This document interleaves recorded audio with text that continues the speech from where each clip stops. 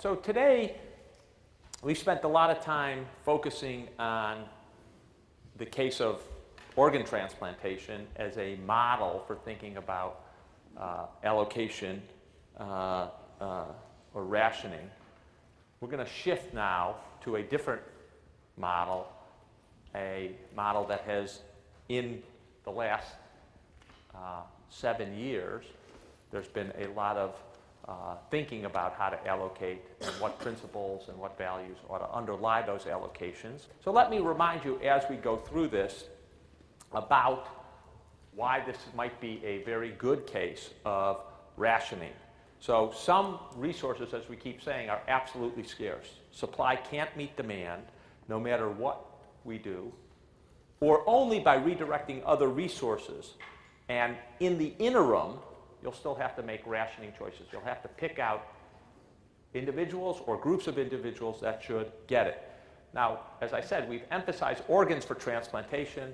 We don't have enough livers for people. We don't, and even if we did get all the livers from everyone who died who was eligible, we still wouldn't have enough. We'd have to pick who gets it, what class of people, what are the criteria to guide it. Similarly, we have that problem for lungs, for kidneys, although those, at least in theory, could be solved, but they're not solved. Then we mentioned at the start, load these many weeks ago, that there are other cases, one of which is vaccines, antiretroviral drugs, ICU beds, respirators that would occur during especially a severe pandemic. Obviously a different case. Big question that we're going to confront is same principles, different principles. How does a public health emergency compare or contrast? So we are going to spend the next 2 hours delving deep into the flu situation. So just to remind you of the flu, most people when they say I have the flu really don't have a flu. They have some other virus, not the influenza virus. When you have the influenza virus, you really know it. You're really, really under the weather, and it's not just a mild thing that allows you to go to class. You really don't move around a lot. Headache, fever, usually high, 104, 105, a lot of muscular pain, extreme fatigue, joint aches, runny, stuffy nose, sore throat, coughing, can have vomiting associated with it. But it is another order of magnitude, profound fatigue and aches compared to what most people call the flu. And again, I emphasize that when most people say I've got the flu, it's really not the flu, it's some other virus. So the real issue is you have regular seasonal flu. How many people have gotten their flu vaccine? How many people regularly get a flu vaccine? Wow, I'm impressed. That's really phenomenal. You're not the usual public. But we have the regular seasonal flu, and then we have layered on these pandemic events. So the big pandemic flu that is sort of the touchstone of disasters in the public health community is the Spanish flu of 1918, which was an H1N1 kind of flu. These are designations of molecules on the surface of the virus that indicate the kind of virus it is, and various ones are worse. On a global scale, this was a phenomenal disaster. Estimates are that 50 million people die, and they're only estimates. We have no good data from places like India and other places in the world, and even in the United States and Europe, there aren't great data. Why might that be? Right, we're in the midst of a war, right? You got dislocated populations every which way, hard to know what people are dying from, starvation, the flu, other things. The case fatality rate is estimated to be at 2.5%, which means that 2.5 people out of every 100 who got it died. That's a pretty high fatality rate for lots of other things. And a typical finding is that someone got the flu, but they didn't die from the flu. They died from a post-secondary infection. In the United States, it was first identified in Kansas at an Army training camp, but by spring it had spread around the country, and then in the summer, it was over with the troops in the Atlantic. There are lots of reasons. It's called the Spanish flu. Unclear why. Some people said thought that it might have started there. It was perceived to be most severe in Spain, but it's a name that ended up sticking, but there's a lot of lore around it. It turned out Spain was neutral in World War I. Didn't take a side with the Germans or the Allies. And it had a lot of media coverage, and so it probably had just disproportionate media coverage in Spain as opposed to other countries. Importantly, during the pandemic, not just one wave of mortality, but multiple waves of mortality. So you've got this, and then a few years later, you get a bump on. It is thought that this pandemic occurred exactly at the wrong time. End of World War I, you've got troops moving from Europe all across the world, repatriating, taking the virus with them. So you had a perfect storm where troops got infected and then took it home to their home countries, and you just infected way more people than you might otherwise have gotten the illness. One of the other very important findings of this, while 1918, 1919 was the peak mortality, there are echoes. People were somehow weakened and the virus was spreading around. There are echoes of higher mortality in subsequent years.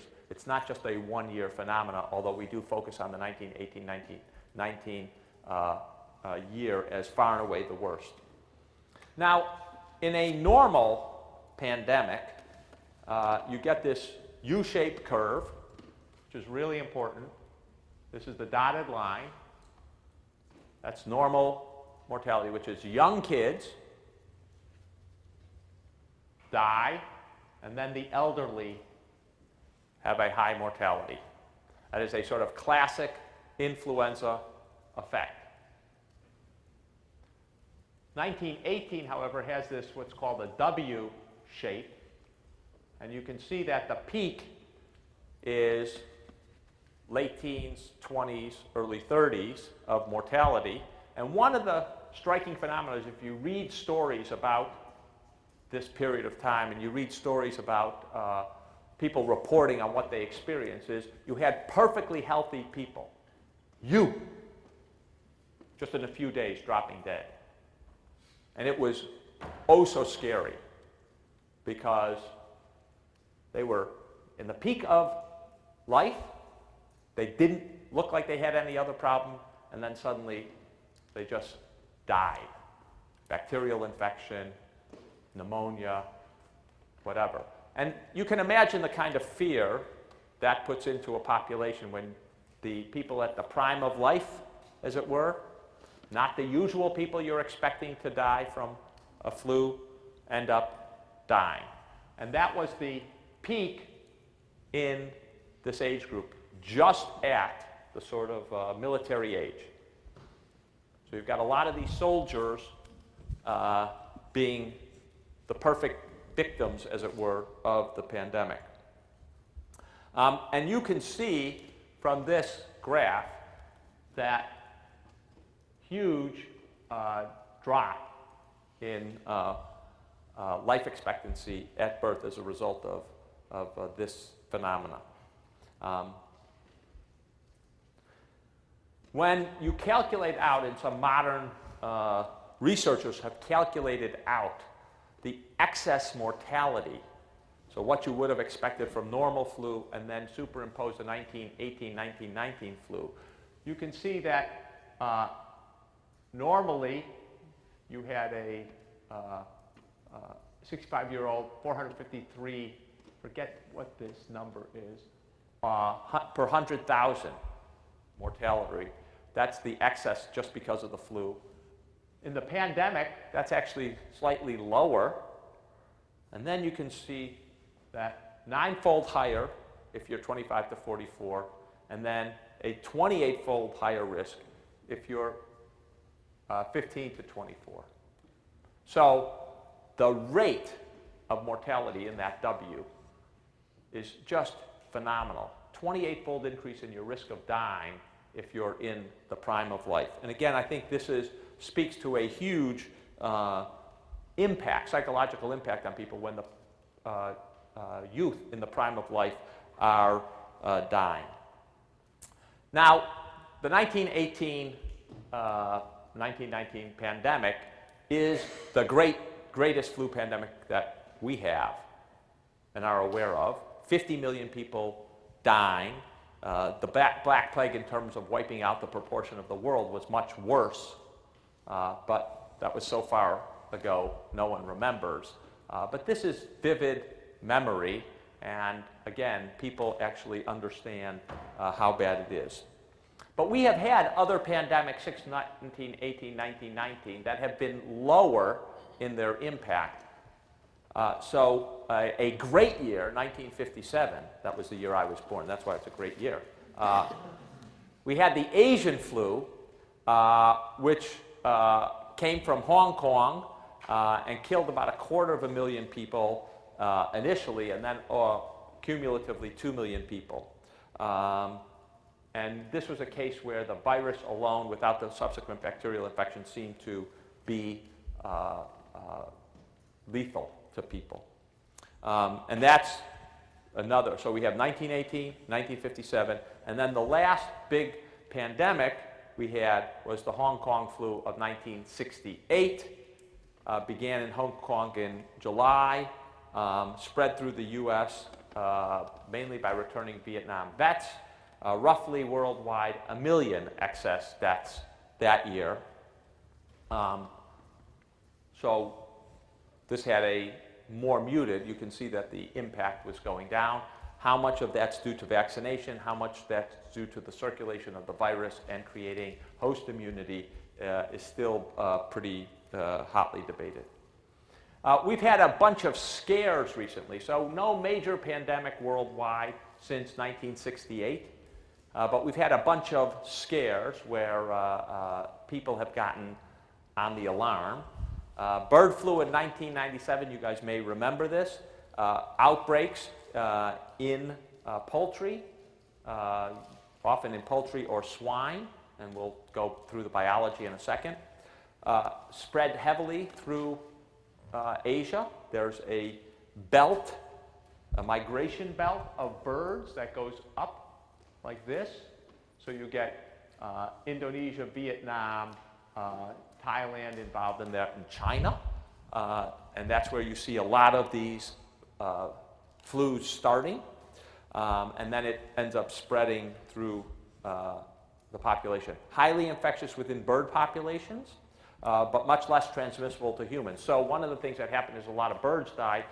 Humans did get it and did die from it, but it turned out that transmitting it between human to human was much less effective. And this is known to be a very important issue. This is a virus that had high, it was very lethal, but very hard to transmit. And you can see that in what's thought to be a very high case fatality rate here of 59%. So we have a lot of cases, or some cases popping up, but not easy transmission, which keeps this thing limited and prevents it from becoming pandemic. We had a swine flu outbreak in 2009. All of you should remember this. It was detected initially in Mexico, or initially in California, and then traced to Mexico. It again affected young people and adolescents rather than the elderly, but the case fatality rate turned out to be relatively low. This caused a huge alert in the White House. We had a command post. Bruce and I were both involved in HADA and making decisions around this. It was very worrisome because you didn't know how it was going to explode, how widespread it was. You had live TV coverage. You had a case popping up here and there in, again, highly infectious to young people. It looked just like the W shape that one saw in the Spanish flu. But it turned out not to be that easily transmitted and relatively easily contained. But we were very nervous about whether it was going to spread, whether this could be a potential 1918 because of the high concentration in children. Arguments arose about how much precaution to take. Do you close down schools or not close down schools? What are we going to do with the vaccine? We had a big discussion inside the White House. I will tell you about how much vaccine do we give to the rest of the world of the vaccines that we're going to be able to generate. Do we give people one dose of the vaccine or 2 doses? These were all real live discussions. So the kinds of considerations we're going to talk about today, they're real. They happen, you know, we probably were in high decision-making, high-tension mode for about 3 months there, right in the middle. What's happening April 2009? Where are we in April 2009? Right, we've got, you know, we've just passed the Recovery Act. You know, January 20th, the president's inaugurated. February, we passed the Recovery Act. We're in the midst of healthcare reform and arguing about healthcare reform, and we've got this major potential public health disaster. Lots of high tension, not a whole lot of bodies to spare to focus on this, and it's also hard to assess how big or serious a risk this is. So vaccine was in short supply. Eventually, we actually had more than enough vaccine, and not that many people got vaccinated. It turned out to be a situation where people who could have been at risk ended up not getting vaccinated. Lots of attention, you know, 90,000 Americans was our worry. 1.8 million people could be hospitalized, 300,000 patients in intensive care units. Remember those numbers, okay? 1.8 million people hospitalized, 300,000 in intensive care units.